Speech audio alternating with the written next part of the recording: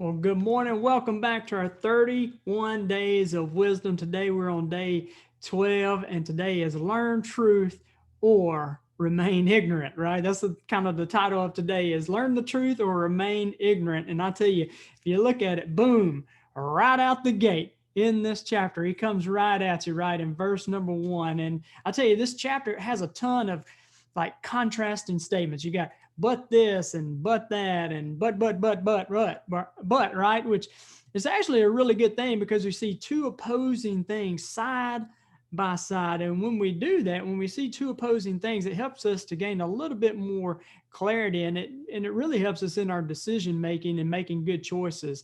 And in this chapter, it really forces you to make some choices, specifically as it relates to the words we use and how we treat people, right? So I look forward to digging in. Here we go in chapter 12. Let's just jump right in. In my Bible, the heading says it's right to live for God. Here we go. To learn the truth, you must long to be teachable, or you can despise correction and remain ignorant.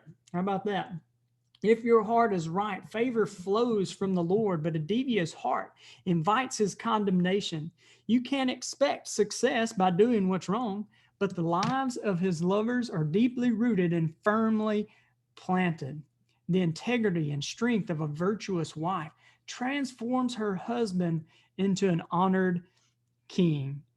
Think about that. The integrity and strength of a virtuous wife transform her husband into an honored king. That's good stuff. But the wife who disgraces her husband weakens the strength of his identity.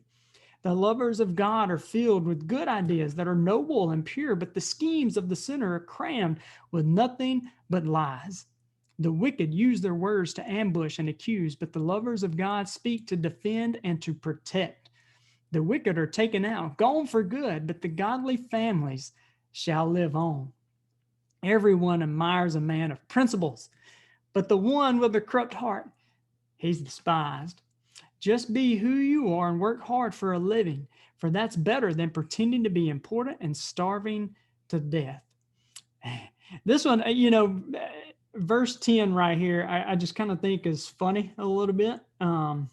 It says, a good man takes care of the needs of his pets, while even the kindest acts of the wicked man are still cruel.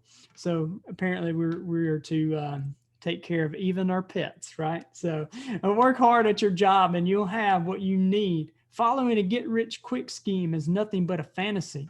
The cravings of the wicked are only for what is evil, but righteousness is the core motivation for the lovers of God, and it keeps them content and flourishing.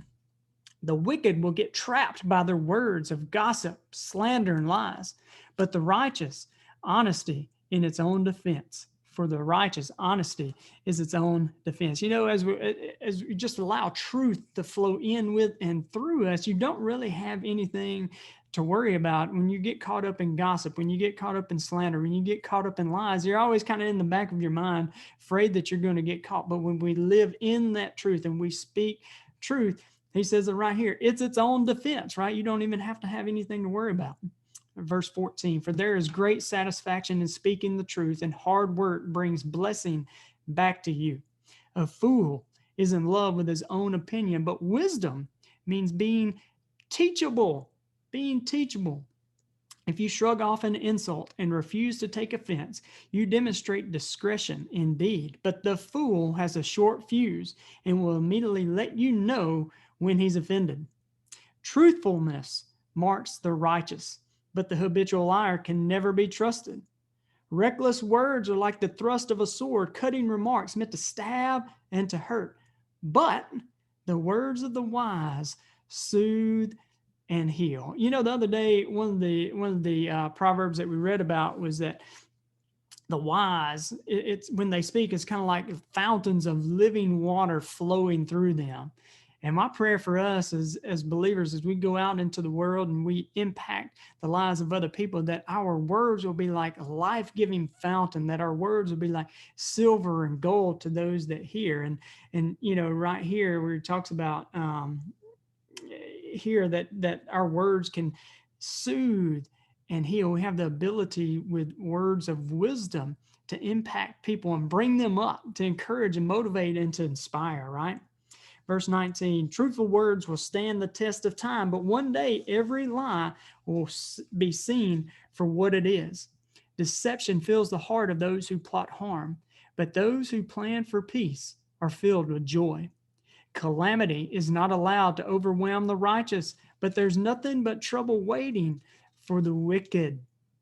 Live in the truth and keep your promises, and the Lord will keep delighting in you. But he detests a liar. Those who possess wisdom don't feel the need to impress others with what they know, right? But foolish ones make sure their ignorance is on display. Here's a question, right? Starts with the question. If you want to reign in life, do you want to reign in life is the question. Then here's the answer. Don't sit on your hands. Instead, work it hard at doing what's right. For the slacker will end up working to make someone else succeed. Anxious fear brings depression, but a life-giving word of encouragement can do wonders to restore joy to the heart. Think about that as we just talked about being a fountain of living water, and the words that we speak uplift and motivate and encourage. Giving life-giving words of encouragement. Is your words, or the words that we are using, are they life-giving or life-taking? Right? Are you bringing people up or bringing people down? John Maxwell, he's got a book and he talks about people are elevators. You're either bringing people up or you're bringing people down. Which are you, right? Which are you? And how are you using your words? Lovers of God give good advice to their friends, but the counsel of the wicked will lead them astray. A passive person won't even complete a project, but a passionate person makes good use of his time, his wealth, and his energy.